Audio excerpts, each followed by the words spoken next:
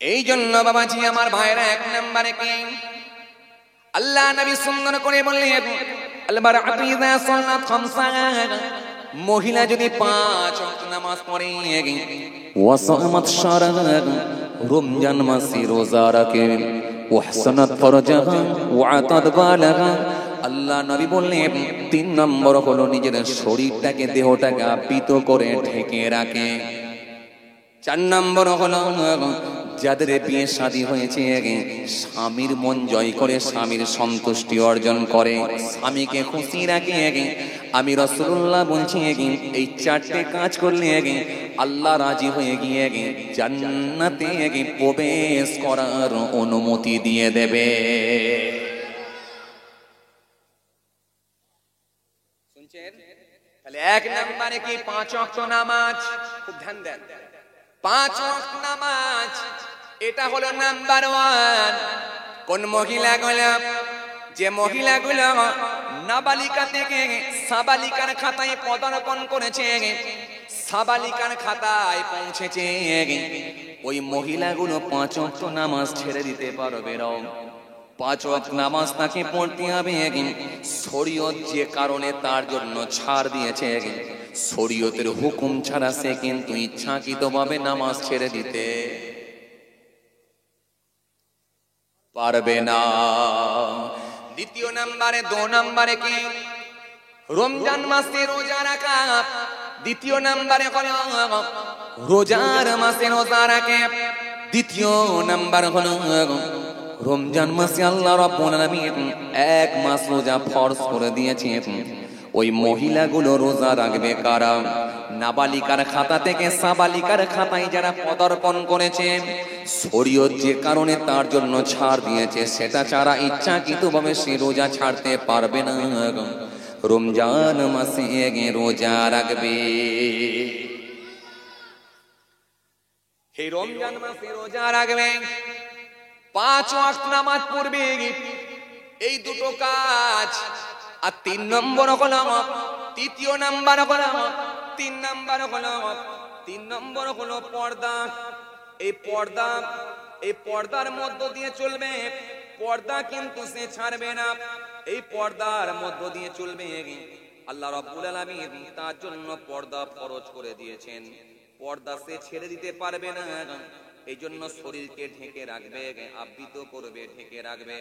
পর্দা কিন্তু ছেড়ে দিতে পারবে না।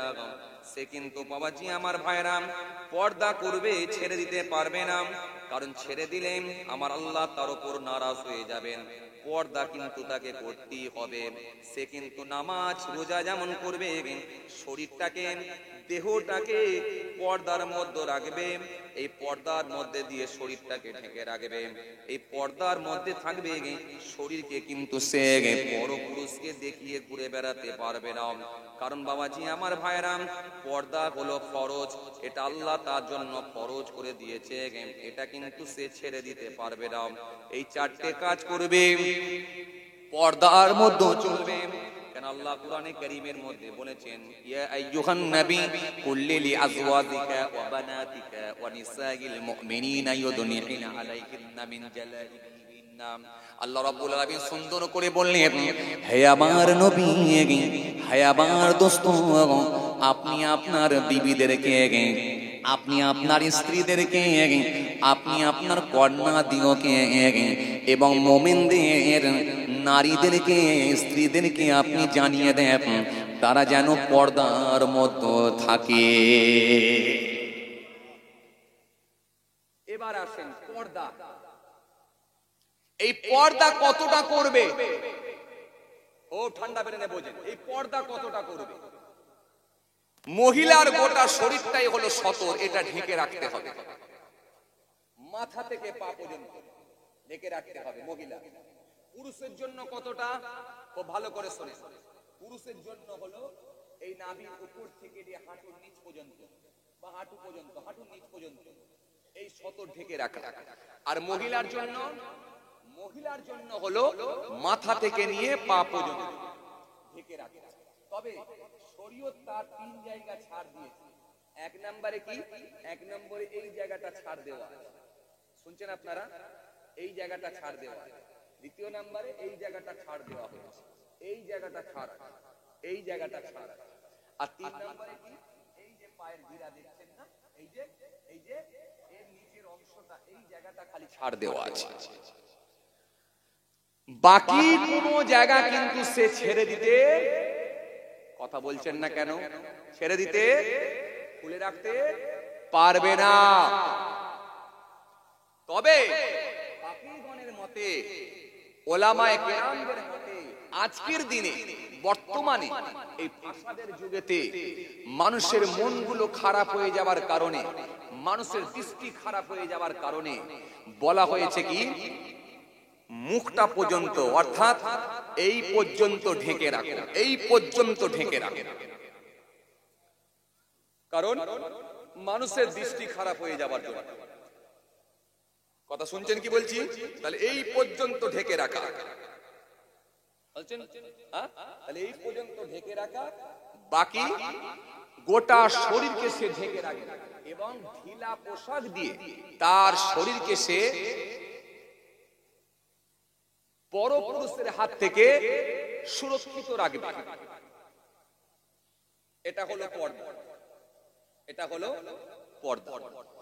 ভাইরা আমার, বাবাজিরা আমার, আপনাদেরকে এবার আমি একটা কথা বলি। ভাইরা আমার, বাবাজিরা আমার, রাসূলকে জিজ্ঞাসা করা হলো, ইয়াকুম আদ-দুখুল আলান নিসা, ফাকালা রাজুলুন ইয়া রাসূলুল্লাহ আরাআইতাল হাম, ক্বালা আল হাম ওয়াল মাউত। রাসূলকে জিজ্ঞাসা করা হলো, ইয়াকুম আদ-দুখুল আলান নিসা। আল্লাহ রাসূল কি বললেন? নির্জনে কোন বেগানা মহিলার নিকট উপস্থিত হইও না। ইয়াকুম আদ-দুখুল আলান নিসা, নির্জনে কোন বেগানা মহিলার নিকট উপস্থিত হইও না। কারণ নির্জনে কোন বেগানা মহিলার নিকটে গেলে তৃতীয় ব্যক্তি হিসাবে সেখানে উপস্থিত হয়, সে হলো কে? শয়তান, ইবলিস শয়তান। ইনি হলেন মিস্টার ইবলিস শয়তান, তৃতীয় ব্যক্তি হিসাবে উপস্থিত হয়। এই শয়তানকে, শয়তানকে জানেন তো? এর বাপের নাম হচ্ছে খব্বিস, মায়ের নাম হচ্ছে নিলবিশ, আর বেটার নাম হচ্ছে ইবলিস। এই ভয়ঙ্কর চিজ, ভয়ঙ্কর জিনিস। বেটার নাম হলো ইবলিস, ভয়ঙ্কর জিনিস। এর জন্ম কোথায় গ্রহণ করেছে? কোথায় জন্মগ্রহণ করেছে? বলেন, জাহান্নামের আগুনে জন্মগ্রহণ করেছে। এই জিনিসটা কিন্তু খুব ভয়ঙ্কর জিনিস। এর নাম হলো, কথা বলে, এর নাম হলো ইবলিস। এই জিনিস খুব ভয়ঙ্কর জিনিস, নাম হলো ইবলিস। এইজন্য আল্লাহ বললেন, ওয়ালা তাত্তাবিউ খুতুওয়াতিশ শাইতান, শয়তানের পথ তোমরা ধরো না, অনুসরণ করো না।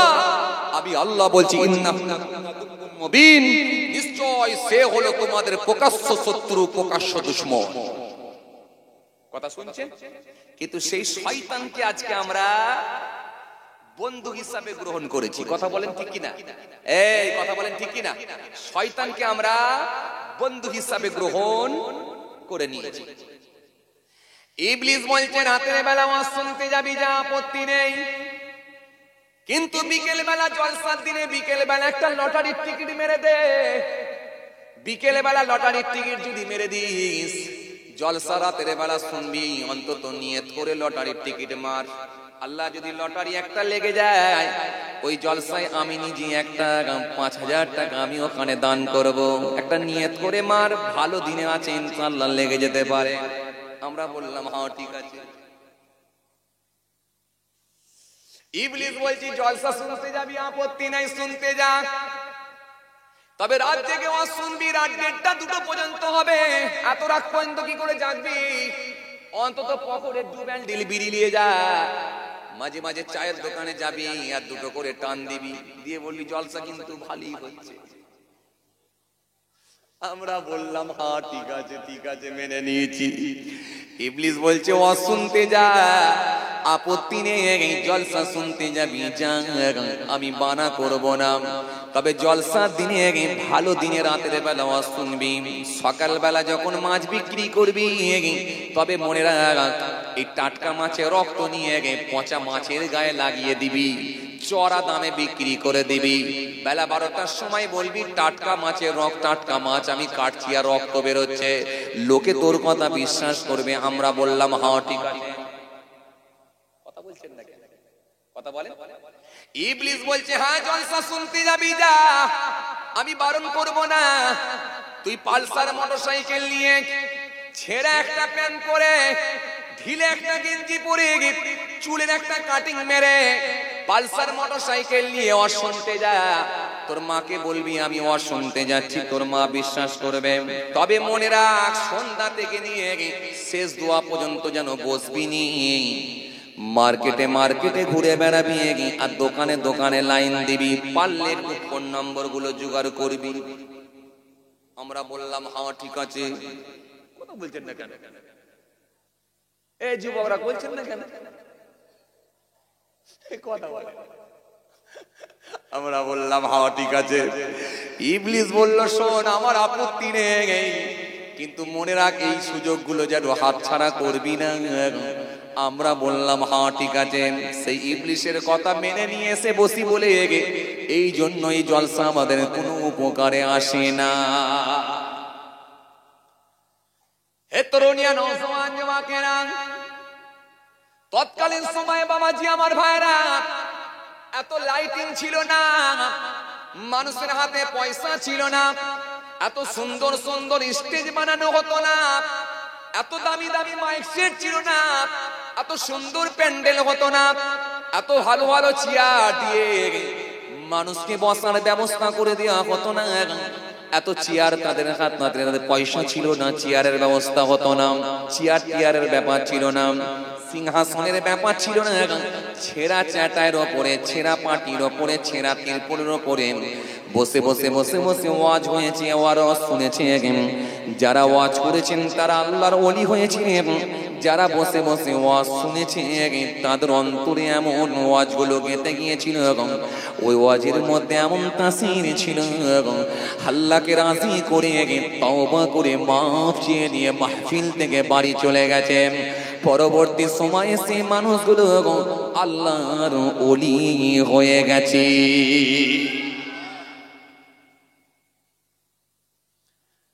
কয়েকদিন আগে জলসায় গেলাম, ছেলে এসে শোনাচ্ছে হুজুর 9 লক্ষ টাকার বাজেট, দোয়া করবেন। গতবারে তো গরুর বিরিয়ানি দিয়েছিলাম, এবারে দিয়েছি খাসির বিরিয়ানি। খাসির বিরিয়ানি খাইও কিছু আমার আসেন, ভুল বুঝবেন না। প্রথমেই আপনাদেরকে একটা কথা বলেছি, সেটা কি আল্লাহর ভয়। এই জন্য রাসূলকে জিজ্ঞাসা করা হলো ইয়াকুম আল্লাহ নবী বললেন নির্জনে কোন বেগানা মহিলার নিকট উপস্থিত হইও না। ফাকাল রাসূল ইয়া রাসূলুল্লাহ, এক ব্যক্তি জিজ্ঞাসা করলো ইয়া রাসূলুল্লাহ হাবিবাল্লাহ হুজুর আরাইতাল হামওয়া, দেওরের প্রতি আপনার অভিমত কি, ভাসুরের প্রতি আপনার অভিমত কি?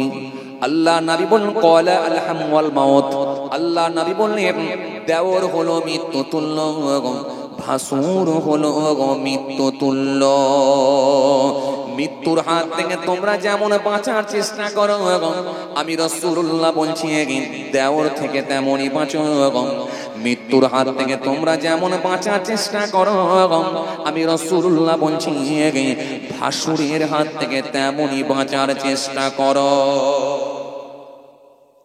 এই ভাইরা আমার, বাবাজিরা আমার শোনেন, দেওর যদি একটা মহিলার জন্য মৃত্যু তুল্য হয়, ভাসুর যদি একটা মহিলার জন্য মৃত্যু তুল্য হয়, এবার আপনাকে আমি জিজ্ঞাসা করব চাঁদ রাতে তাহলে পুনায়ের সঙ্গে কি বসিরহাট বাজারে মার্কেটিং করা যায়?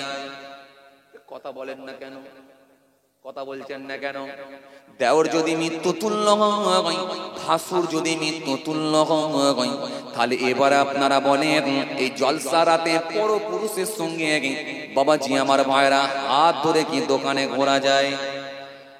দেওর যদি মৃত্যু তুল্য হয়, ভাসুর যদি মৃত্যু তুল্য হয়, তাহলে বলেন তো জলসা রাতে পুনায়ের হাত ধরে কি এই মার্কেটে মার্কেটে ঘোরা যায়? এই জন্য বাবাজি আমার ভাইরা পর্দাটার জায়গাটাই আপনি যদি না মেনে নিতে পারেন, তাহলে মনে রাখবেন জাহান্নামী হতে হবে। কারণ পর্দা হলো আপনার জন্য আল্লাহ ফরজ করে দিয়েছে। আর আপনি যদি আপনার মেয়েকে না বাঁচাতে পারেন, আপনার বিবিকে যদি না বাঁচাতে পারেন, আপনার বোনকে যদি না বাঁচাতে পারেন, আপনার যদি মাকে না বাঁচাতে পারেন, তাহলে কিয়ামতের ময়দানে হয়তো আপনাকেও দায়ুস ব্যক্তি হিসাবে আল্লাহ চিহ্নিত করতে পারেন। এই জন্য শুধু নিজে বাঁচবেন না, নিজে নামাজ নিজে দাঁড়িয়ে নিজে জুব্বা পরে ছেড়ে দিলেই হবে না। রাতের অন্ধকারে আপনার মেয়েটা যদি এই বাবাজি মার্কেটে যদি ঘুরে ঘুরে বেড়ায়, এর দায়ভারও কিন্তু আপনাকে নিতে হবে, এর দায়ভারটাও কিন্তু আপনাকে নিতে হবে।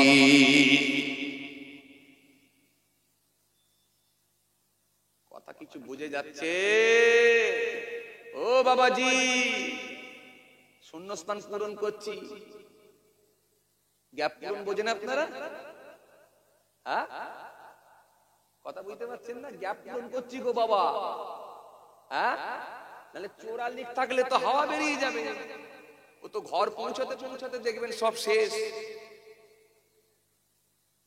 44 যেন না থাকে, গ্যাপ পূরণ করুন, শূন্যস্থান পূরণ করুন। দাঁড়ি আলহামদুলিল্লাহ আছে, টুপি আলহামদুলিল্লাহ অনেক দিনই হলো, জুব্বাও হলো। এবারে আসেন, বড় ছেলেটা যে পেচ্ছাপ করে পানি নেয় না, এবার একটু লড়াই করুন। এই 18 বছরের ছেলে, আমার বড় ছেলে, পেচ্ছাপ করে পানি নিসনি কেন রে? মরলে তো তুই শুধু একা ধরা খাবি না, আমাকেও তো আল্লাহ বলেছে তোমার পরিবারের সদস্যদের বাঁচাও। কি হচ্ছে এটা? বলেছিলেন কোনদিন? বলেননি। বলেছিলেন? আপনার বড় বৌমা যে মহিলা সমিতির হেড হয়েছে, বলেছিলেন কোনদিন? এ মহিলা, এ আমার বড় বৌমা, এ বাড়িতে বন্ধন ঢুকবে না, মহিলা সমিতির তুমি হেড হতে পারবে না। যদি ছেলে আমার কথা না শোনে, এই ঘর থেকে তোমাদের দুজনকে বের করে দেবো। আর যদি না শোনো, তাহলে এই ঘরে তোমরা থাকলে আমি বুড়ো বাপ, আমি শেষ বয়সটা মেয়ের বাড়িতে গিয়ে আত্মীয় বাড়িতে গিয়ে থেকে যাবো, কিন্তু এই ঘরে আমি থাকবো না। বলেছিলেন কোনদিন? কথা কিছু বোঝে না মনে হয়, আমার উপর রাগ করছেন আপনারা? কথা বলেন না।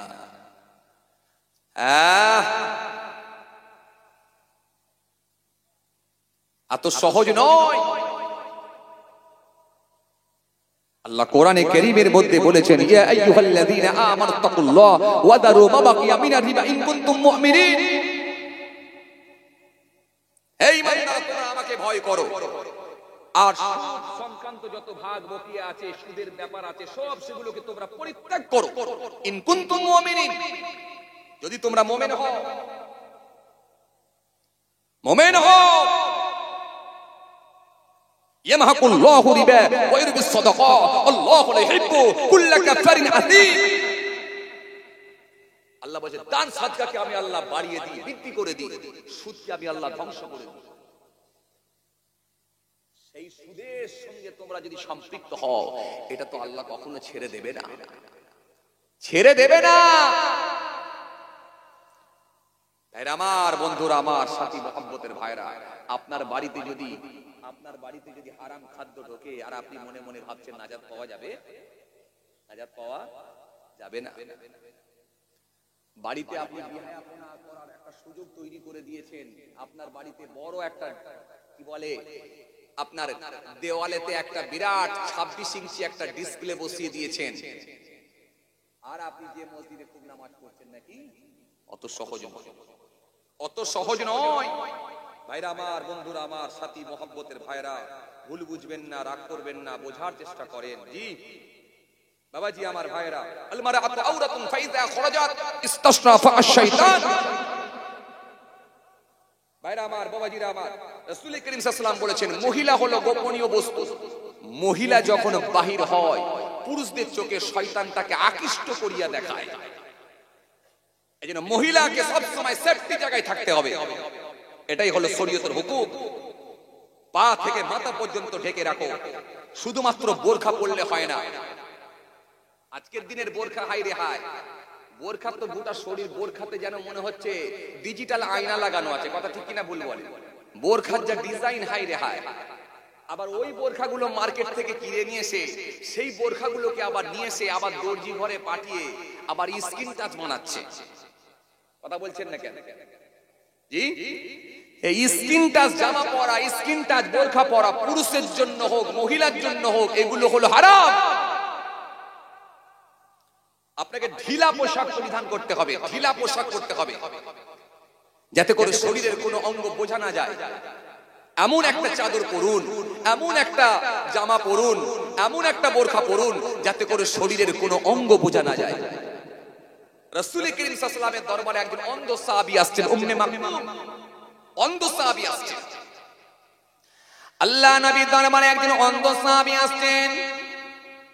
আল্লাহ নবীর দরবারে যখন হাজির হচ্ছে, আল্লাহ নবীর দরবারে যখন আসছেন, হযরত আম্মাজান মায়মুনা রাদিয়াল্লাহু তাআলা আনহা তিনি রাসূলুল্লাহর কাছে ছিলেন। আল্লাহ নবী সেই সময় বললেন, যাও তুমি বাড়িতে চলে যাও, আমার সাহাবী আসছেন। আম্মাজান মায়মুনা সেই সময় বলেছিলেন, ও আল্লাহর নবী, এটা তো আপনার অন্ধ সাহাবী, অন্ধ সাহাবী তো দেখতে পাবে না হুজুর। আল্লাহ নবী সেই সময় বললেন, সে আমার অন্ধ সাহাবী হতে পারে, কিন্তু সে চোখে না দেখতে পেলে গো, কিন্তু তোমরা তো চোখওয়ালা। এই জন্য একটা মহিলা যেমন পর্দার মধ্যে থাকবে, বাপের বাড়ি গেলে নিজের দেহকে আবৃত করে রাখা, ঢেকে রাখা, আবৃত করে রাখা, ঢেকে রাখা, শরীর ঢেকে রেখে যাবে। মামার বাড়ি যাবে, খালার বাড়ি যাবে, কিন্তু পরপুরুষ থেকে নিজের শরীরকে হেফাজত করে যাবে, কারণ পুরুষ থেকে নিজের শরীর ইকরা ইকরা পড়ো, ইকরা ইকরা, ইকরা ইকরা পড়ো, ইকরা ইকরা, ইকরা ইকরা পড়ো, ইকরা ইকরা, ইকরা ইকরা পড়ো, ইকরা ইকরা। জ্ঞানী হলে ইকরা, জানতে হলে ইকরা, আল্লাহ নামে ইকরা, আল্লাহ বলে ইকরা। ইকরা ইকরা পড়ো, ইকরা ইকরা, ইকরা ইকরা পড়ো, ইকরা ইকরা। আল্লাহুম্মা সাইয়্যিদিনা মাওলানা মুহাম্মদ ওয়া আলা আলি সাইয়্যিদিনা মাওলানা মুহাম্মদ সাল্লাল্লাহু আলাইহি ওয়াসাল্লাম। পর শব্দ আঁকো স্বপ্ন, বাঁধো বইয়ের সাথে ঘর, বই তো তোমার বুকের শুদ্ধ আলোর মেহরাব পর। ইকরা ইকরা পড়ো, ইকরা ইকরা, ইকরা ইকরা পড়ো, ইকরা ইকরা, ইকরা ইকরা পড়ো, ইকরা ইকরা, ইকরা ইকরা পড়ো, ইকরা ইকরা। জ্ঞানী হলে ইকরা, জানতে হলে ইকরা, আল্লাহ নামে ইকরা, আল্লাহ বলে ইকরা। ইকরা ইকরা ইকরা পড়ো, ইকরা ইকরা, ইকরা ইকরা পড়ো, ইকরা ইকরা। আল্লাহুম্মা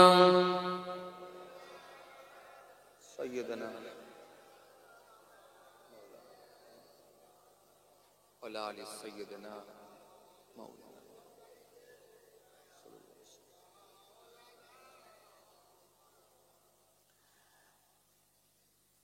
ज़मीं मैली नहीं होती, ज़मन मैला नहीं होता,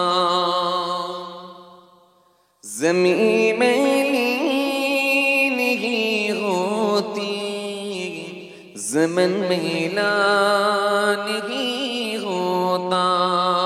अल्लाहुम्मा आवाज करे पड़े मौलाना मुहम्मद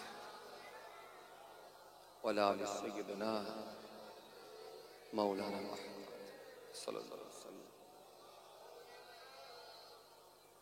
ज़मीं मैले नहीं होते, ज़मन मैला नहीं होता,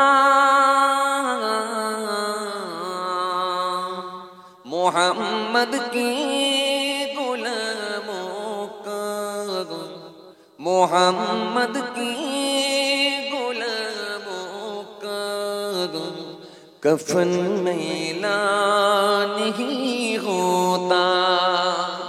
जोरे बोली ना सुभान अल्लाह, जोरे হবে না।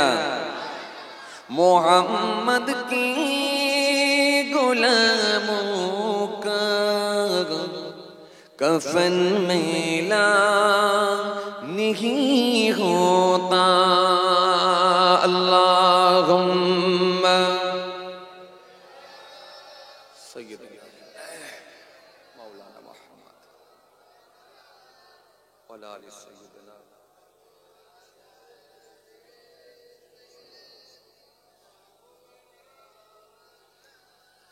अस्सलामु अलैका अय्युहन नबी,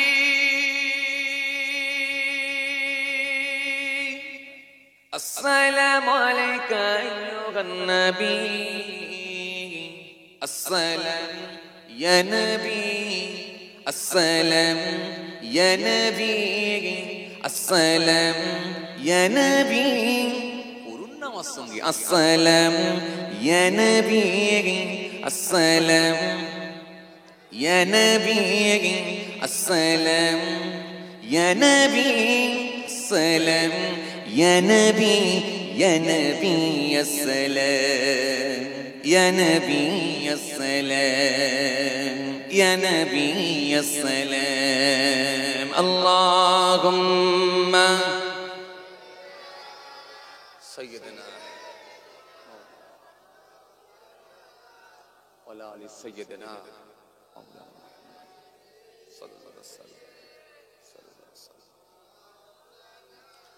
सबसे आला इज्जत वाले, वल बहारी ताकत वाले, हुर्मत वाले, करमत वाले, तुम पर लाखों सलाम।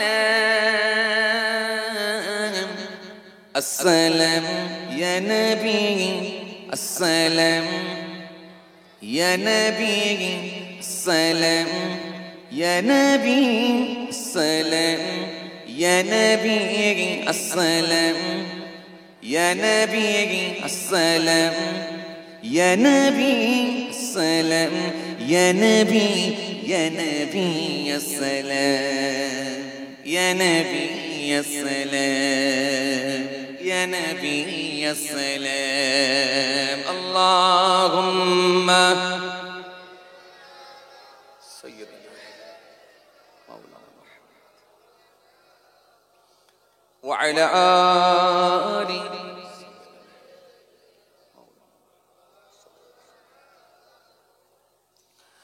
وقال الله تعالى في كلامه المجيد والفرقان الحميد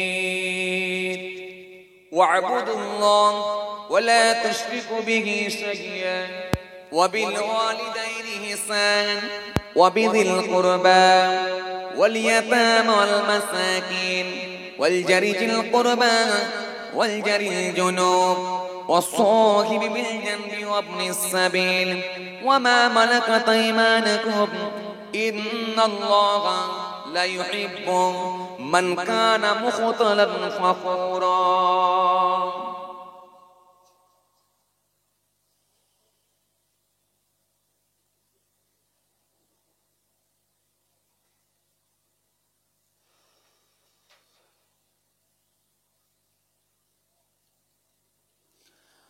وقال الله تعالى في كلامه المجيد والفرقان الحميد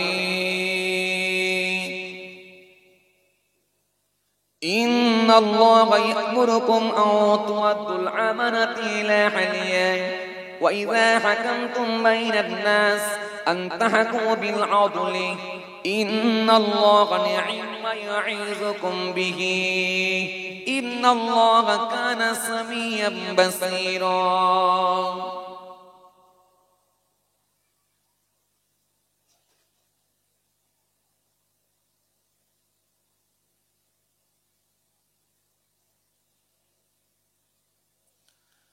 وقال النبي صلى الله عليه وسلم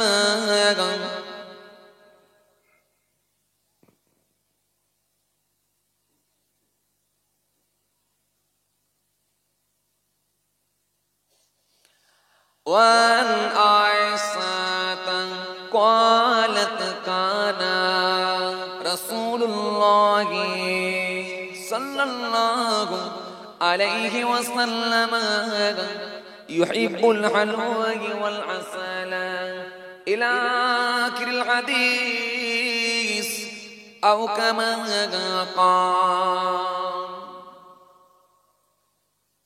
प्यारे हाज़िर मजलिस, শ্রদ্ধেয় দিনদার ইমানদার পরেজগার মুত্তাকি বয়োজ্যেষ্ঠ আল্লাহওয়ালা প্রবীণ মানুষেরা, আজকের মাহফিলে বসে থাকা নামাজি রোজাদার দিনদার আল্লাহর মনোনীত বান্দারা, আজকের মাহফিলে বসে থাকা আমার যুবক সাথী মহব্বতের ভাইরা, আজকের মাহফিলে বসে থাকা আমাদের ঘরের সন্তানেরা, আমার ছোট ছোট ভাই বোনেরা, আজকের মাহফিলে বসে থাকা জ্ঞানী গুণী মানুষ, শিক্ষিত মানুষ, সোশ্যাল মানুষ, কাজের মানুষেরা, আজকের এই মাহফিলে বসে থাকা নামাজি রোজাদার দিনদার পরেজগার আল্লাহর মনোনীত বান্দারা, আজকের এই মাহফিলে আগত দিন দরদি ইসলাম দরদি মানুষেরা, বিভিন্ন গ্রাম থেকে বিভিন্ন পাড়া থেকে আগত মেহমান গণেরা, সকলকে সালাম মোবারকবাদ জানিয়ে খুব অল্প সময় সংক্ষিপ্ত কিছু বয়ান করে আপনাদের খেদমত থেকে বিদায়।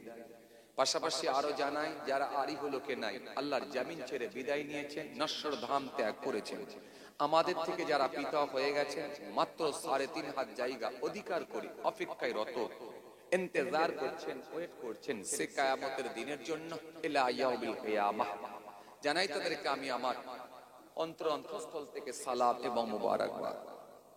পাশাপাশি আরো জানাই, এই মাইক্রোফোনের আওয়াজ দূর থেকে যারা শ্রবণ করছেন, জাতি ধর্ম বর্ণ নির্বিশেষে, যে কোনো ধর্মের হোক, যে কোনো বর্ণের হোক, যে কোনো কালারের হোক, যে কোনো কমিউনিটির হোক, প্রত্যেককে জানাই আমি আমার অন্তরস্থল থেকে হার্দিক শুভেচ্ছা ভালোবাসা। আল্লাহ পাকের রহমত প্রত্যেক ইমানদারের উপর হোক, আমরা জড়িয়ে বলি আল্লাহুম্মা আমিন।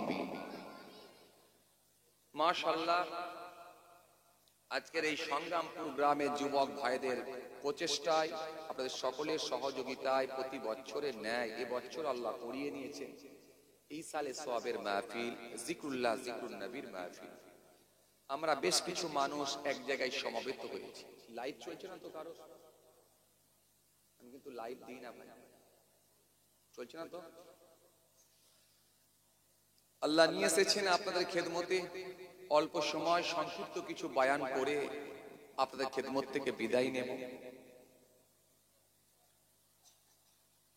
আপনাদের ছেলে, আপনাদেরই ভাই, আপনাদেরই ছোট ছেলে, পীরের আওলাদ করে আল্লাহ আপনাদের খেদমতে পাঠিয়েছেন। আমার সীমিত জ্ঞান বুদ্ধি থেকে বাল্লিগু আন্নি ওয়ালাউ আয়া, এই দিকে লক্ষ্য করে সংক্ষিপ্ত কিছু বয়ান করে আপনাদের দোয়া, মহান আল্লাহ পাকের কৃপা, আমার পীর মুর্শিদদের নেক ফয়েজ, সকলের দোয়ায় আল্লাহ রাব্বুল আলামিন যদি দু চার কথা বলিয়ে নেন, সীমিত জ্ঞান বুদ্ধি থেকে কিছু আলোচনা করে সংক্ষিপ্ত কিছু বয়ান করে আপনাদের খেদমত থেকে বিদায় নেন। মাশাআল্লাহ, খুব ভালো লেগেছে। তবে প্রথমেই বলে নি, ডেটটা একটু গোলমাল হয়ে যাওয়ার জন্য 14 তারিখে হয়েছে নাকি? 14ই অঘ্রান আমি এই ডেটটা দিয়েছিলাম, না হলে প্রতি বছর এটা 13 তারিখই হয়। তবে 13 তারিখই হবে নাকি ইনশাআল্লাহ। আগামী বছর থেকে ইনশাআল্লাহ আল্লাহ হায়াতে রাখলে মনে রাখবেন 13 তারিখই হবে ইনশাআল্লাহ। 13 তারিখই হবে, আপনারা ডেটটা খেয়াল রাখবেন। তো যাই হোক, 13ই অঘ্রান বাংলা মাস, অঘ্রান মাস 13 তারিখ, কথা বুঝিয়ে যাচ্ছে। এই ডেটটাতে ইনশাআল্লাহ এই মাহফিল অনুষ্ঠিত হবে। তো যাই হোক, এখন গুনাহগার এসেছি, সংক্ষিপ্ত কিছু বয়ান করে আপনাদের খেদমত থেকে বিদায় নেব। মাশাআল্লাহ, এই কমিটির মধ্যে অনেক আমার যুবক ভাইয়েরা আছেন, অনেক বয়োজ্যেষ্ঠ প্রবীণ মানুষেরাও আছেন, অনেক যোগ্য মানুষেরাও আছেন। আমাদের সম্মানীয় মোহতারাম হাজী সাহেবও আছেন, আলহামদুলিল্লাহ খুব ভালো মানুষ, খুব নেক মানুষ, আল্লাহ শুকর তিনিও আছেন। তো যাই হোক, এই মাহফিল আলহামদুলিল্লাহ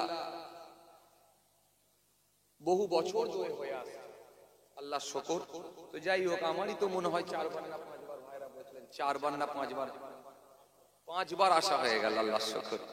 তো যাই হোক, গুনাহগার আসি প্রতি বছরই, আল্লাহ নিয়ে আসেন আপনাদের খেদমতে, কথা বুঝে আসছে।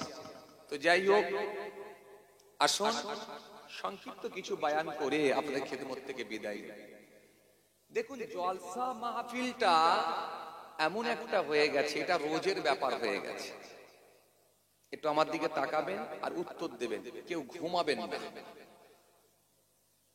কি বললাম? কেউ ঘুমাবেন না, কারণ ঘুমানো লোক আমি খুব একটা পছন্দ করি না, কথা বুঝতে পারছি। কারণ ঘুমিয়ে তো আর কিছু বোঝা যায় না, যা বুঝতে হয়, যা জানতে হয় সেটা জাগ্রত অবস্থায় জেগে জেগে বুঝে যায়। তো সুতরাং খুব টেনশনে থাকলে আমি মানা করি যে বাবা খুব যখন টেনশনে আছেন, ঘুম পাচ্ছে, শরীর খারাপ লাগছে, বাড়িতে গিয়ে রেস্ট করে। এই চেয়ারে বসে ঘুমানোর কোনো প্রয়োজন নেই, ঘুমাবেন না। খৈনি কেউ দলবেন না, বাদাম কেউ খাবেন না, পকেটে বিড়ি নিয়ে এসেছেন নাকি তাও আমি জানি না। তো যাই হোক, যদি কেউ নিয়ে এসে থাকেন, যাওয়ার সময় তওবা করে খালের ধারে পুকুরেতে ভেঙে ফেলে দিয়ে চলে যাবেন, তওবা করে ওয়াদা দেবেন আল্লাহর সঙ্গে, যার জীবনে কোনোদিন ঠোঁটে তুলব না। দেখেন, জলসা শোনার বয়স কিন্তু আমাদের বাড়ছে, কিন্তু পরিবর্তনের জায়গায় আমরা কে কতটা আসতে পেরেছি সেটা আল্লাহ আলাম, আল্লাহ ভালো জানেন। আর যদি পরিবর্তনের ছাতায় আমরা না আসতে পারি, এই প্ল্যাটফর্ম যদি ঠিক না করতে পারি, তাহলে নিশ্চিত ভাবে আমাদের প্রত্যেককে ধরা খেতে হবে। সে বলনেওয়ালা হোক, দেনেওয়ালা হোক, আর শুননেওয়ালা হোক, যেই হোক, প্রত্যেককে ধরা খেতে হবে। জলসা শোনার বয়স আমাদের বেড়ে গেল, কেউ 5 বছর, কেউ 7 বছর, কেউ 10 বছর, কেউ 12 বছর, কেউ 14 বছর, কেউ 18 বছর জলসা শুনছি। কিন্তু পরিবর্তনের ছাতায় যদি আসতে না পারি, তাহলে মনে রাখবেন নিশ্চিত ভাবে আল্লাহ দরবারে আমাদের প্রত্যেককে ধরা খেতে হবে। এই ছেলে, আজকে বর্তমান সময় খুব কঠিন সময় যাচ্ছে, অভাব আর কিছু নেই, সব অভাব পূরণ হয়ে গেছে। দুতলা বাড়ি পাড়ায় আছে, দুটো গাড়ি একটা ঘরে পেয়ে যাবেন আছে, মসজিদ দুতলা পেয়ে যাবে। তৎকালীন সময় গ্রামে একটা মসজিদ ছিল, এখন প্রত্যেক পাড়ায় পাড়ায় মসজিদ। কথা বল, গ্রামে একটা জলসা হতো, 2-5টা পাড়ার লোক, শেখ পাড়ার লোক, উত্তর পাড়ার লোক, দক্ষিণ পাড়ার লোক, পূর্ব পাড়ার লোক, তারা ওয়াজ শ্রবণ করার জন্য যেত, শোনার জন্য যেত।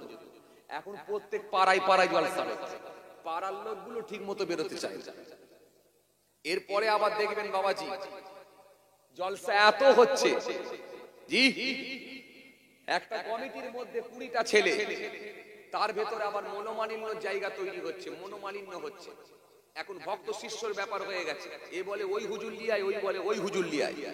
এই মনের অ্যাডজাস্ট না হওয়ার জন্য সেখানে আবার ফাটল ধরে কমিটি থেকে কিছু ছেলে বেরিয়ে আবার একটা হুজুর, কথা বলছেন নাকি, ফের একটা জলসা, ফের একটা জলসা হয়ে গেছে, হয়ে গেছে, ফের একটা জলসা।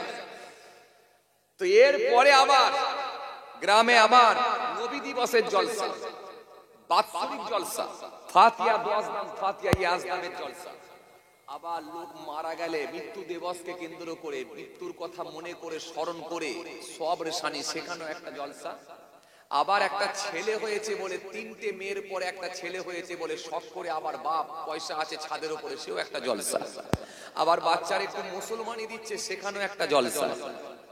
বিয়ে বাড়িকে কেন্দ্র করে, একটা বিয়ে বিবাহকে কেন্দ্র করে, বিয়ে বাড়িকে কেন্দ্র করে একটু আল্লাহর নাম যুক্ত হোক, কারণ রাসূল বলেছে প্রত্যেকটা ইমানদার প্রত্যেকটা ভালো কাজ করার আগে একটু আল্লাহর নাম যুক্ত করবে, সেখানেও একটা জলসা।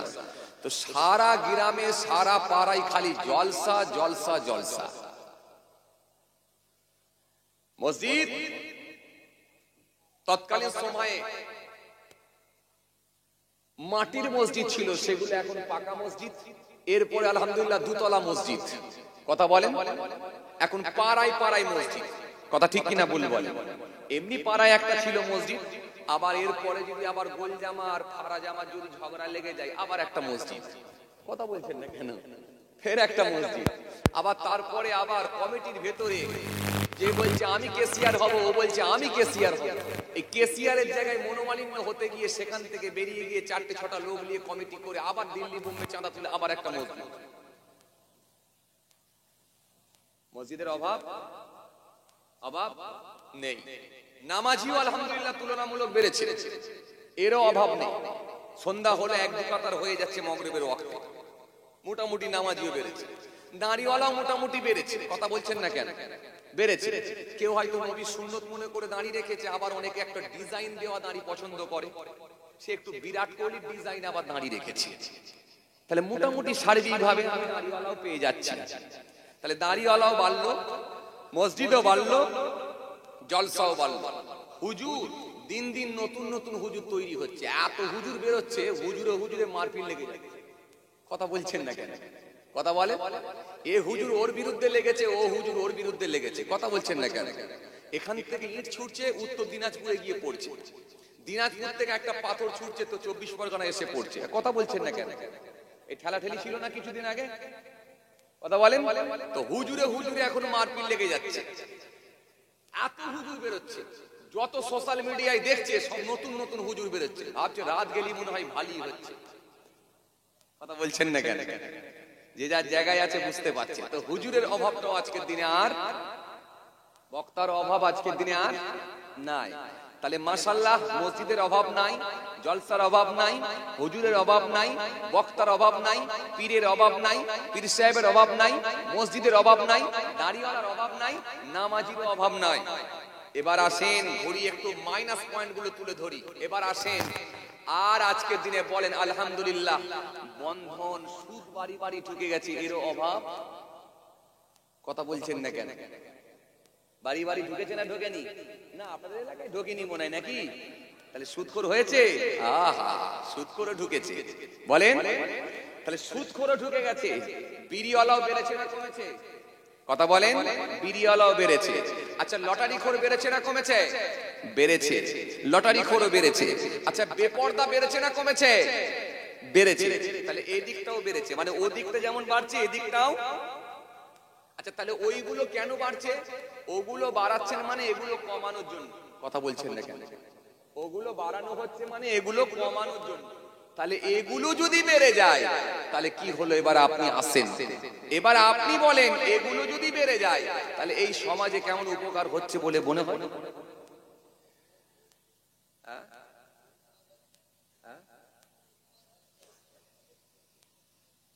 হ্যাঁ হয়নি যে তা না, হচ্ছে, নিশ্চয়ই হচ্ছে। কি বলেন দেখিনি?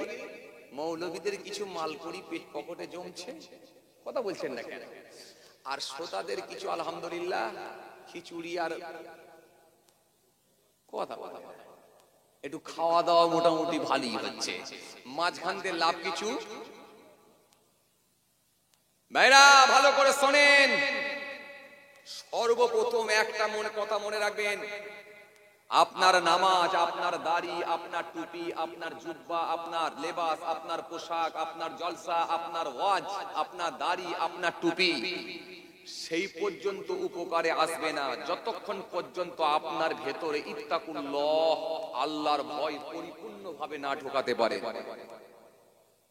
কারণ আমি নিজে অ্যানালাইসিস করে দেখেছি, ওই দাড়িওয়ালাটা ততক্ষণ পর্যন্ত বিড়ি ছাড়তে পারবে না যতক্ষণ পর্যন্ত আল্লাহর ভয় না ভেতরে ঢুকাতে পারে।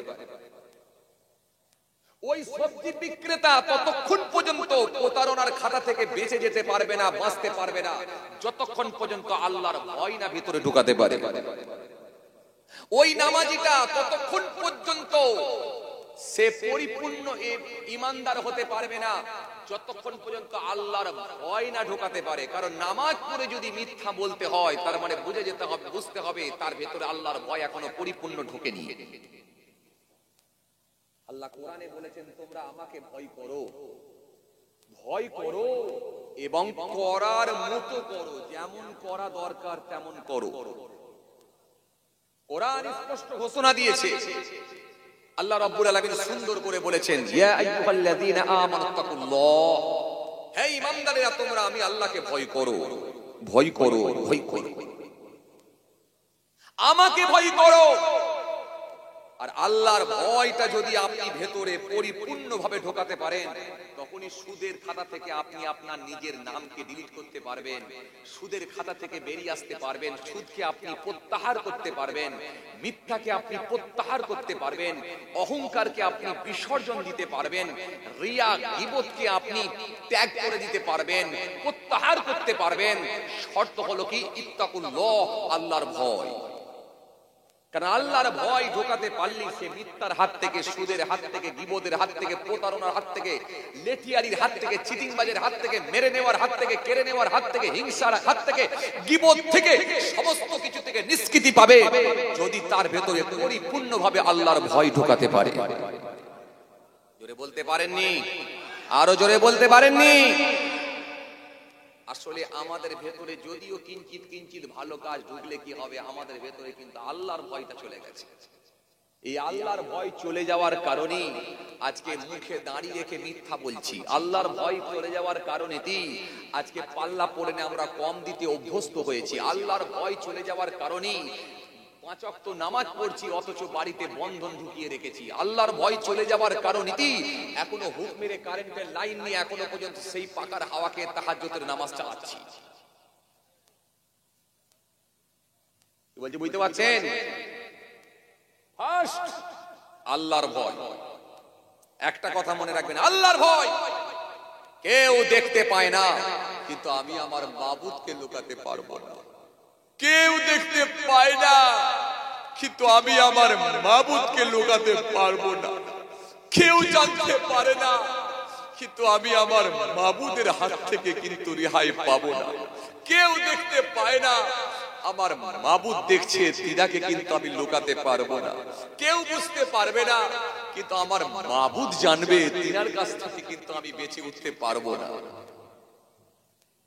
এইটা ভয়, এটা এই ভয়টা যদি আমরা প্রত্যেকে ঢোকাতে পারি সমস্ত রকমের পাপ কর্মগুলো থেকে আমরা বেঁচে উঠতে পারবো। সমস্ত রকমের পাপ কর্মগুলো থেকে আমরা বেঁচে যেতে পারবো। এই পাপের খাতা থেকে নিজেরা নিষ্কৃতি পাবো, পাপগুলোকে আমরা প্রত্যাহার করতে পারবো যদি আল্লাহর ভয় পরিপূর্ণভাবে ঢোকাতে পারি। কথা বলছি কি বুঝতে পারছো? হে তরুণিয়া নওজওয়ান জামাকেরা, या मैं मुरब्बिया निरागा बाबारा सुने के दिन बाबा बाबारा जिने के दिन बाबा আলোচনা খুব বেশি লম্বা নয়, এই জন্য আমার আল্লাহ সুন্দর করে বলেছেন ইয়া আইয়ুহাল্লাযীনা আমানুত্তাকুল্লাহ ওয়া কুনু মা'আস সাদিকিন।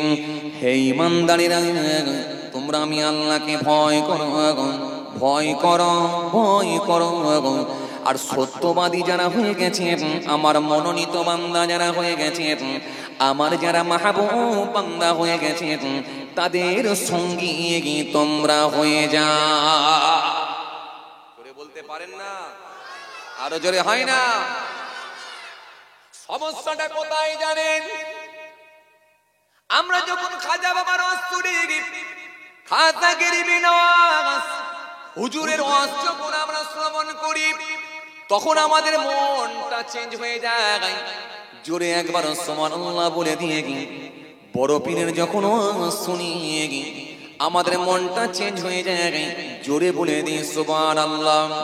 ওয়াইসকুরুনি হুজুরের ওয়াজ শুনলে মনটা আমাদের পাল্টে যায়। জোরে বলি সুবহানাল্লাহ।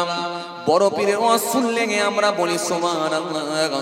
ফুরফুরা শুনি দাদা হুজুরের যখন আমরা জীবনে শুনি ওয়াজ শুনিয়ে হুজুরের কারামত গুলো যখন আমরা শুনিয়ে আমরা জোরে বলে দিই সুবহানাল্লাহ। বসিরাট আল্লামা হুজুরের যখন আমরা ওয়াজ শুনিয়ে জোরে বলে দিই সুবহানাল্লাহ, কিন্তু এটাকে নিয়ে আমরা অ্যানালাইসিস করি না, এটাকে নিয়ে আমরা গবেষণা করি না। দাদা হুজুর কেবলা দাঁড়িয়ে রইলেন, সেজবাবু গুলি করলো, লাগলো না কেন, কেন লাগলো না, এটা কিন্তু আমরা কোশ্চেন করলাম না। যদি কোশ্চেন করতে পারতাম কেন গুলি লাগলো না, তাহলে দাদা হুজুরের নামাজ কেমন ছিল, জিকির কেমন ছিল, লেবাস কেমন ছিল, পোশাক কেমন ছিল, দাড়ি কেমন ছিল, কর্ম কেমন ছিল, জুব্বা কেমন ছিল, ফারজে আইনগুলো কেমন করে মেনেছিলেন, ফারজে কিফায়া মেনেছিলেন, ওয়াজিব মেনেছিলেন, সুন্নত মেনেছিলেন, সুন্নতে মুআক্কাদা মেনেছিলেন, সুন্নতে গায়ের মুআক্কাদা মেনেছিলেন, ওয়াজিব মেনেছিলেন, ফরজ মেনেছিলেন, নফল মেনেছিলেন, মুস্তাহাব মেনেছিলেন, সবটাই তখন আপনার লিস্টের মধ্যে এসে যেত। দাদা হুজুরের কর্মজীবনটাকে নিয়ে যখন গবেষণা করতেন, বসিরাট হুজুরের কর্মজীবনটাকে নিয়ে যখন আপনি গবেষণা করতেন, খাজা বাবার কর্মজীবনটাকে নিয়ে যখন একবার খালি সেটাকে নিজেকে ভাবিয়ে তুলতেন, আপনি বুঝে যেতেন তারা কিভাবে কাটিয়েছেন, তখনই কিন্তু আপনি সোজা পথের প্রতীক হয়ে যেতে। আমরা এটা ওয়াজ হয়ে গেল, কি কি ওয়াজ হয়ে গেল, খাজা গরিবে নওয়াজ আনা সাগরের ধারে গেলেন, লোটা ধরলেন, পানি উঠে এলো, আমরা খালি বলে দিলাম সুবহানাল্লাহ। কিন্তু পানি কেন উঠে এলো, তার কর্মজীবনটা কেমন ছিল, তার চরিত্র কেমন ছিল, তার ব্যবহার আচার কেমন ছিল, তিনার মধ্যে কেমন শিষ্টাচার ছিল, তিনার চারিত্রিক জীবন কেমন ছিল, সাংসারিক জীবন কেমন ছিল, পারিবারিক জীবন কেমন ছিল, অর্থনৈতিক জীবন কেমন ছিল, তিনার জিকির কেমন ছিল, তাসবিহ কেমন ছিল, নামাজ কেমন ছিল, রোজা কেমন ছিল, এটাকে নিয়ে গবেষণা করলাম না। যদি করতাম তাহলে আজমি শরীফে গিয়ে খাজা সাহেব তো লোটায় পানি ঢুকিয়েছে, আপনিও ইনশাআল্লাহ আপনার পাশে নদীতে গিয়ে আপনিও লোটার মধ্যে পানি ঢুকিয়ে দিতে পারতেন ইনশাআল্লাহ। কেন? নবীর দরজা বন্ধ হলেও কিন্তু ওলির দরজা, জোরে বলো, ওলির দরজা খোলা আছে। নবীর দরজা বন্ধ হলেও কিন্তু ওলির দরজা বন্ধ নয়, ওলির দরজা খোলা। চেষ্টা করলে আপনি আল্লাহর ওলি হতে পারবেন, কিন্তু চেষ্টা করলে নবী আর হওয়া যাবে না। চেষ্টা করলে আপনি জাহান্নামের আগুন থেকে বাঁচতে পারবেন, কিন্তু চেষ্টা করলে মৃত্যুর হাত থেকে বাঁচতে পারবেন না। কিন্তু আমরা এমন সেই আল্লাহর নাফরমান বান্দা হয়ে যাচ্ছি, হায় রে হায়, আমরা মৃত্যুর হাত থেকে বাঁচার চেষ্টা করছি। বসিরহাট হসপিটাল এখান থেকে রেফার করলো, তুলে নিয়ে গিয়ে কলকাতায় পিজিতে, কলকাতা মেডিকেলে, সেখান থেকে রেফার করলো, তুলে নিয়ে গিয়ে ব্যাঙ্গালোরে নিয়ে গেলাম, চেন্নাই নিয়ে গেলাম, যে কোনো ভাবে রোগীটাকে বাঁচাতে হবে, বাঁচাতে হবে। কিন্তু এই চেষ্টা করেও আপনি সাকসেসফুল হতে পারবেননি, ব্যর্থ। কেন? মৃত্যু আপনার নিশ্চিত। কোরআন স্পষ্ট ঘোষণা দিয়েছে, কুল্লু নাফসিন যায়িকাতুল মাউত। কোরআন স্পষ্ট ঘোষণা দিয়েছে, আইনামা তাকুনু ইদরিকুল মাউত ওয়ালাউ কুনতুম ফি বুরুজিম মুশাইয়্যাদা। কোরআন স্পষ্ট ঘোষণা দিয়েছে, কাইফা তাকফুরুনা বিল্লাহি ওয়া কুনতুম আমওয়াতান ফাহিয়াকুম সুম্মা ইউমীতুকুম সুম্মা ইউহয়িকুম সুম্মা ইলাইহি তুরজাউন। সুতরাং এক জায়গায় নয়, আল্লাহ একাধিক জায়গায় আয়াত দিয়ে জানিয়েছেন মৃত্যু যে অবশ্যই 100% হবে, এটা চির সত্য কথা।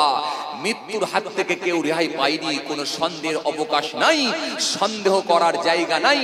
মৃত্যু হবে, এটা নিশ্চিত সত্য কথা। কিন্তু এটা জেনেও আমরা চেষ্টা চালাই যদি রোগীটাকে বাঁচানো যায়, কিন্তু বাঁচানো যাবে না। বড় আপনি যদি চেষ্টা করতেন, জাহান্নামের আগুন থেকে নিজেও বাঁচতে পারতেন, এবং যাকে চেষ্টা করে বাঁচাবার চেষ্টা করছেন তাকে ইচ্ছা করলে, চেষ্টা করলে জাহান্নামের আগুন থেকে বাঁচাতে পারতেন। তা না করে আমরা রোগীকে বাঁচাবার চেষ্টা করি। এই জন্য আল্লাহ বলেছে, তুমি বাঁচো আর তোমার পরিবারের সদস্যদের বাঁচাও। এই যে কত মানুষ এখানে বসে আছে ধরা খাবে জানেন? কত মানুষ এখানে বসে আছে ধরা খাবে। কি ভাবছেন আপনি? বললে বলবেন বলছে না, এখানে ক্লিয়ার করে দিচ্ছি। এই যে আপনি এখানে বসে বসে ওয়াজ শুনছেন জানেন, আর আপনার 16 বছরের মেয়েটা বাদামের দোকানে ফুচকার দোকানে লাইন দিয়েছিল জানেন। শোনেন ভালো করে শোনেন, এই যে ও একা যাবে না, আপনাকে নিয়ে যাবে, আপনি বাপ। এই যে ও একা ঢুকবে না, আপনাকেও নিয়ে যাবে, আপনি হলেন ভাই। এই যে ও একা যাবে না, আপনাকেও নিয়ে যাবে, কারণ আপনি হলেন স্বামী। এই যে ও একা যাবে না, স্বামীও ছিল না, ভাইও ছিল না, বাপও ছিল না, আপনি হলেন পেটের ছেলে। আপনি সাবালক ছেলে, 25 বছর বয়স, কিন্তু আপনি প্রোটেস্ট করেননি। আপনার মা বেপরদা হয়ে ঘুরে বেড়াচ্ছে, ঘোষের সামনে গিয়ে বালতিটা ধরে ও পাড়ার ঘোষের সঙ্গে কথোপকথন করে কথাবার্তা চালাচ্ছে, হাসি ঠাট্টা দিচ্ছে। আপনি যুবক ছেলে প্রোটেস্ট করলেন না, এই যে আপনাকেও নিয়ে যাবে আপনার মা। একটা মহিলা একা না, 4 জন ব্যক্তিকে নিয়ে যেতে পারবে। দায়ুস ব্যক্তি হিসেবে আল্লাহ চিহ্নিত করতে পারে কিয়ামতের ময়দানে। এত সহজ, এত সহজ, অত সহজ নয়। একটা পুরুষ জান্নাতে যাওয়া বরং কঠিন, কিন্তু একটা মহিলা জান্নাতে যাওয়া খুব সহজ। আর যদি একটা মহিলা সীমা লঙ্ঘন করে, তার জান্নাতে যাওয়া তো দূরের কথা, 4 জন পুরুষকে পর্যন্ত নিয়ে চলে যেতে পারে, দায়ুস ব্যক্তি হিসেবে চিহ্নিত করতে পারে। কথা বুঝতে পারছেন? বলবেন তাহলে ঈসা আলাইহিস সালামের রাতে একটু আমার মেয়েটা একটু শখ মেটাবে না? ঈসা আলাইহিস সালামের রাতে আমার বউ তাহলে কি একটু বাদামের দোকানে যাবে না? না, যাবে না। প্রয়োজন নেই যাবা। কে বলেছে আপনাকে যাবে? কেন যাবে? কেন যাবে? তার যা লাগবে, ফুচকা লাগবে, বাদাম লাগবে, পাঁপড় লাগবে, যা কিছু লাগবে সব সন্ধ্যার মধ্যে আপনি বাড়িতে কিনে দেন। কিনে দেন, কিনে দিয়ে আপনি বলুন মা, মেয়েকে বলুন মা তুমি কিন্তু যেও না মা, মা তুমি কিন্তু যেও না মা। মেয়েকে বলুন মা তুমি কিন্তু যেও না মা, যা কিছু লাগবে তোমার সব কিছু দিয়ে দিয়েছি মা, তুমি যেওনি, শর্ত হলো একটা, তুমি যেওনি মা। আপনার বিবিকে আপনি বলুন বিবি যা লাগবে সব কিছু এনে দিচ্ছি, পাঁপড় লাগবে, বাদাম লাগবে, ফুচকা লাগবে, কি লাগবে বলো, বিছানার চাদর লাগবে, যা লাগবে সব তোমার কাছে এনে দিচ্ছি, কিন্তু শর্ত হলো একটা, তুমি কিন্তু বাইরে যেওনি, কারণ তুমি একা জাহান্নামে নয়, আমাকেও কিয়ামতের ময়দানে আল্লাহ জিজ্ঞাসা করবে যে তোমাকে বলেছিলাম তোমার পরিবারের সদস্যদেরকে বাঁচাতে, তুমি কেন আটকালে না, তুমি কেন প্রোটেস্ট করলে না? আমি নামাজ পড়ি, আমি নামাজ পড়ি, বিবি তুমি যেওনি, তুমিও নামাজ পড়ো। আমি নামাজ পড়ি মা, মেয়ে তুমি বাইরে যেওনি মা। এটা বলতে পেরেছিলেন? পারেননি। এই জন্য রাসূল করিম সাল্লাল্লাহু আলাইহি ওয়াসাল্লাম বললেন মহিলা যদি 4টে কাজ করে খুব সহজেই জান্নাতে যাবে। আল মারআতু ইযা সাল্লাত খামসাহা ওয়া সামাত শারহা ওয়া আহসানাত ফারজাহা ওয়া আতাত বালাগা ফালতাদখুল মিন আবওয়াবিল জান্নাতি সাব। আল্লাহ নবী বললেন যদি মহিলা 4টে কাজ করে আল্লাহ রাব্বুল আলামিন তার ঠিকানা জান্নাত করে দেবেন। জোরে বলতে পারেন না? আরো জোরে হয় না? কটা কাজ? জোরে বলো কটা? 4টে। 4 কি কি 4টে জানেন আপনারা? এই কথা বলেন, 4টে কি কি জানেন? জানেন না? জানেন আপনারা, ভুলে গেছেন। কে বলেছে জানেন? আপনারা জানেন, ভুলে গেছেন। বসিরহাট এলাকার লোক জানবে না? বসিরহাট এলাকার লোক জানবে না মানে জানেন, আপনারা ভুলে গেছেন। মাত্র 4টে কাজ। হে তরুণিয়া নওজওয়ান জামাকেরা, ইয়া মাই মুরব্বিয়ানিরা, বাবারা শুনে কে দিন বাবা, বাবারা জেনে কে দিন বাবা। আবার নবী সুন্দর করে বললেন 1 নম্বরে হলো আল মারআতু ইযা সাল্লাত খামসাহা, মহিলা যদি 5 ওয়াক্ত নামাজ আদায় করে। শুনছেন কথা? ও ঠান্ডা বেন না, শুনে বেশি ওয়াজ করব, সব আপনাদের জানা আছে, একবার জাস্ট খালি মনে করিয়ে দিচ্ছি, স্মরণ করিয়ে দিচ্ছি, একটু রিপিট করে দিচ্ছি। মাঝে পুরনো পড়াগুলো পড়তে হয় তো, না হয়নি? কথা বলেন, পুরনো পড়া পড়তে হয় না মাঝে মাঝে? হ্যাঁ, যারা হিপস করে ওদেরকে জিজ্ঞাসা করে দেখবেন, ওনারা যেমন নতুন পড়া মুখস্থ করে সবক দেয়, আবার আমুকতাও দেয়, জিজ্ঞাসা করে দেখবেন, আমুকতাও দেয়, তার মানে পুরানো পড়া দিচ্ছে। জি, পরীক্ষার আগে যে ছেলেগুলো দেখবেন মাধ্যমিক উচ্চ মাধ্যমিক দেবে, প্রিপারেশন নেই, ওরা যেমন নতুন দিকটাও পড়ে পুরনো দিকটাও পড়ে, টোটাল সাবজেক্টটাই কিন্তু কমপ্লিট করার চেষ্টা করে, টোটাল সিলেবাসটা কমপ্লিট করার চেষ্টা করে, পুরনো পড়াও কিন্তু পড়ে, ওরার পড়াগুলো ছাড়ে না। কেন? এটা একটু মনে না করলে আবার যদি পরীক্ষা এসে যায়। এই জন্য বাবাজি আমার ভাইরা, এক নম্বরে কি আল্লাহ নবী সুন্দর করে বললেন, আল-মারআতু ইযা সাল্লাত খামসা, মহিলা যদি 5 ওয়াক্ত নামাজ পড়ে, ওয়া সামাত শাহরা, রমজান মাসে রোজা রাখে, ওয়া হাসানাত ফারজাহা ওয়া আতাদ বালাহা, আল্লাহ নবী বললেন 3 নম্বর হলো নিজের শরীরটাকে, দেহটাকে আবৃত করে ঢেকে রাখে। 4 নম্বর হলো যাদের বিয়ে শাদী হয়েছে, স্বামীর মন জয় করে, স্বামীর সন্তুষ্টি অর্জন করে, স্বামীকে খুশি রাখে। আমি রাসূলুল্লাহ বলছি, এই 4টে কাজ করলে আল্লাহ রাজি হয়ে গিয়ে জান্নাতে প্রবেশ করার অনুমতি দিয়ে দেবে। শুনছেন? তাহলে 1 নম্বরে কি 5 ওয়াক্ত নামাজ, খুব ধ্যান দেন, 5 ওয়াক্ত নামাজ, এটা হলো নাম্বার 1।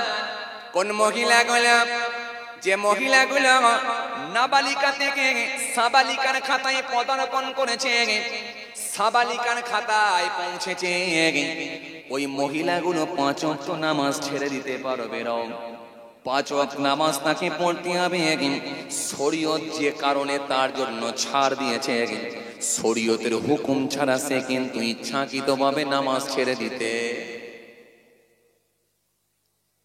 পারবে না। দ্বিতীয় নম্বরে, 2 নম্বরে কি রমজান মাসে রোজা রাখা। দ্বিতীয় নম্বরে হলো রোজার মাসে রোজা রাখে। দ্বিতীয় নাম্বার হলো রমজান মাসে আল্লাহ রাব্বুল আলামিন 1 মাস রোজা ফরজ করে দিয়েছে। ওই মহিলাগুলো রোজা রাখবে কারা? নাবালিকার খাতা থেকে সাবালিকার খাতায় যারা পদার্পণ করেছে, শরীয়ত যে কারণে তার জন্য ছাড় দিয়েছে, সেটা ছাড়া ইচ্ছাকৃতভাবে সে রোজা ছাড়তে পারবে না। রমজান মাসে রোজা রাখবে। এই রমজান মাসে রোজা রাখবে, 5 ওয়াক্ত নামাজ পড়বে, এই দুটো কাজ। আর 3 নম্বর হলো, তৃতীয় নাম্বার হলো, 3 নম্বর হলো পর্দা। এই পর্দার মধ্য দিয়ে চলবে, পর্দা কিন্তু সে ছাড়বে না, এই পর্দার মধ্য দিয়ে চলবে। আল্লাহ রাব্বুল আলামিন তার জন্য পর্দা ফরজ করে দিয়েছেন, পর্দা সে ছেড়ে দিতে পারবে না। এই জন্য শরীরকে ঢেকে রাখবে, আবৃত করবে, ঢেকে রাখবে। পর্দা কিন্তু ছেড়ে দিতে পারবে না সে, কিন্তু বাবাজি আমার ভাইরা, পর্দা করবে, ছেড়ে দিতে পারবে না। কারণ ছেড়ে দিলে আমার আল্লাহ তার উপর নারাজ হয়ে যাবেন। পর্দা কিন্তু তাকে করতেই হবে। সে কিন্তু নামাজ রোজা যেমন করবে, শরীরটাকে, দেহটাকে পর্দার মধ্যে রাখবে, এই পর্দার মধ্যে দিয়ে শরীরটাকে ঢেকে রাখবে। এই পর্দার মধ্যে থাকবে, শরীরকে কিন্তু সে বড় পুরুষকে দেখিয়ে ঘুরে বেড়াতে পারবে না। কারণ বাবাজি আমার ভাইরা, পর্দা হলো ফরজ, এটা আল্লাহ তার জন্য ফরজ করে দিয়েছে, এটা কিন্তু সে ছেড়ে দিতে পারবে না। এই 4টে কাজ করবে, পর্দার মধ্যে চলবে। কেন আল্লাহ কুরআনে কারীমের মধ্যে বলেছেন, ইয়া আইয়ুহান নবী কুল্লি লিআজওয়াজিকা ওয়া বানাতিকা ওয়া নিসাইল মুমিনিনা ইউদনিনা আলাইহিন্না মিন জালাবিবিহিন্না। আল্লাহ রাব্বুল আলামিন সুন্দর করে বললেন, হে আমার নবী, হে আমার দোস্ত, আপনি আপনার বিবিদেরকে, আপনি আপনার স্ত্রীদেরকে, আপনি আপনার কন্যাদিগকে এবং মুমিনদের নারীদেরকে, স্ত্রীদেরকে আপনি জানিয়ে দেন তারা যেন পর্দার মধ্যে থাকে। এবার আসেন পর্দা। এই পর্দা কতটা করবে? ও ঠান্ডা বেড়ে বোঝেন, এই পর্দা কতটা করবে? মহিলার গোটা শরীরটাই হলো সতর, এটা ঢেকে রাখতে হবে, মাথা থেকে পা পর্যন্ত ঢেকে রাখতে হবে মহিলা। পুরুষের জন্য কতটা, ও ভালো করে শোনে, পুরুষের জন্য হলো এই নাভির উপর থেকে দিয়ে হাঁটুর নিচ পর্যন্ত বা হাঁটু পর্যন্ত, হাঁটুর নিচ পর্যন্ত এই সতর ঢেকে রাখা। আর মহিলার জন্য, মহিলার জন্য হলো মাথা থেকে নিয়ে পা পর্যন্ত ঢেকে রাখা। তবে শরীয়ত তার 3 জায়গা ছাড় দিয়েছে। 1 নম্বরে কি, 1 নম্বরে এই জায়গাটা ছাড় দেওয়া আছে, শুনছেন আপনারা, এই জায়গাটা ছাড় দেওয়া। 2 নম্বরে এই জায়গাটা ছাড় দেওয়া হয়েছে, এই জায়গাটা ছাড়, এই জায়গাটা ছাড়। আর 3 নম্বরে কি, এই যে পায়ের গিরা দেখছেন না, এই যে এর নিচের অংশটা, এই জায়গাটা খালি ছাড় দেওয়া আছে। বাকি কোনো জায়গা কিন্তু সে ছেড়ে দিতে, কথা বলছেন না কেন, ছেড়ে দিতে, খুলে রাখতে পারবে না।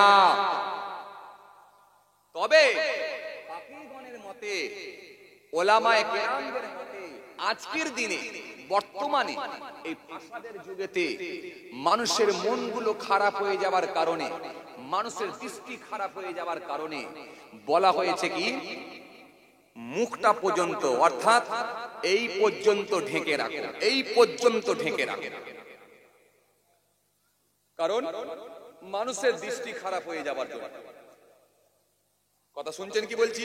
তাহলে এই পর্যন্ত ঢেকে রাখা, বলছেন, তাহলে এই পর্যন্ত ঢেকে রাখা, বাকি গোটা শরীরকে সে ঢেকে রাখে এবং ঢিলা পোশাক দিয়ে তার শরীরকে সে পরপুরুষের হাত থেকে সুরক্ষিত রাখবে। এটা হলো পর্দা, এটা হলো পর্দা। ভাইরা আমার, বাবাজিরা আমার, আপনাদেরকে এবার আমি একটা কথা বলি। ভাইরা আমার, বাবাজিরা আমার, রাসূলকে জিজ্ঞাসা করা হলো, ইয়াকুম আদ-দুখুল আলান নিসা, ফাকালা রাজুলুন ইয়া রাসূলুল্লাহ আরাআইতাল হাম, ক্বালা আল হাম ওয়াল মাউত। রাসূলকে জিজ্ঞাসা করা হলো, ইয়াকুম আদ-দুখুল আলান নিসা, আল্লাহ রাসূল কি বললেন? নির্জনে কোন বেগানা মহিলার নিকট উপস্থিত হইও না। ইয়াকুম আদ-দুখুল আলান নিসা, নির্জনে কোন বেগানা মহিলার নিকট উপস্থিত হইও না। কারণ নির্জনে কোন বেগানা মহিলার নিকটে গেলে তৃতীয় ব্যক্তি হিসাবে সেখানে উপস্থিত হয়, সে হলো কে? শয়তান, ইবলিস শয়তান। ইনি হলেন মিস্টার ইবলিস শয়তান, তৃতীয় ব্যক্তি হিসাবে উপস্থিত হয়। এই শয়তানকে, শয়তানকে জানেন তো? এর বাপের নাম হচ্ছে খব্বিস, মায়ের নাম হচ্ছে নিলবিশ, আর বেটার নাম হচ্ছে ইবলিস। এই ভয়ঙ্কর চিজ, ভয়ঙ্কর জিনিস, বেটার নাম হলো ইবলিস, ভয়ঙ্কর জিনিস। এর জন্ম কোথায় গ্রহণ করেছে? কোথায় জন্মগ্রহণ করেছে? বলেন, জাহান্নামের আগুনে জন্মগ্রহণ করেছে। এই জিনিসটা কিন্তু খুব ভয়ঙ্কর জিনিস।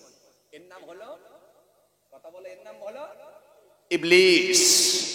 এই জিনিস খুব ভয়ঙ্কর জিনিস, নাম হলো ইবলিস। এইজন্য আল্লাহ বললেন, ওয়ালা তাত্তাবিউ খুতুওয়াতিশ শাইতান, শয়তানের পথ তোমরা ধরো না, অনুসরণ করো না। আমি আল্লাহ বলছি, ইন্নাহু আদুউম মুবিন, নিশ্চয় সে হলো তোমাদের প্রকাশ্য শত্রু, প্রকাশ্য দুশমন। কথা শুনছেন? কিন্তু সেই শয়তানকে আজকে আমরা বন্ধু হিসাবে গ্রহণ করেছি। কথা বলেন ঠিক কিনা? এই কথা বলেন ঠিক কিনা? শয়তানকে আমরা বন্ধু হিসাবে গ্রহণ করে নিয়েছি।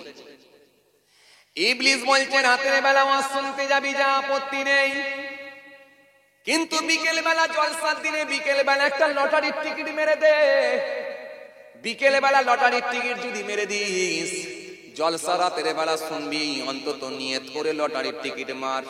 আল্লাহ যদি লটারি একটা লেগে যায়, ওই জলসায় আমি নিজে একটা 5,000 টাকা আমি ওখানে দান করব। একটা নিয়ত করে মার, ভালো দিনে আছে ইনশাআল্লাহ লেগে যেতে পারে। আমরা বললাম, হ্যাঁ ঠিক আছে। ইবলিস বলছি, জলসা শুনতে যাবি, আপত্তি নাই, শুনতে যা, তবে রাত জেগে ওয়াজ শুনবি, রাত 1:30 2টো পর্যন্ত হবে। এত রাত পর্যন্ত কি করে জাগবি? অন্তত পকেটে 2 ব্যান্ডিল বিড়ি নিয়ে যা, মাঝে মাঝে চায়ের দোকানে যাবি আর 2টো করে টান দিবি, দিয়ে বললি জলসা কিন্তু ভালোই হচ্ছে।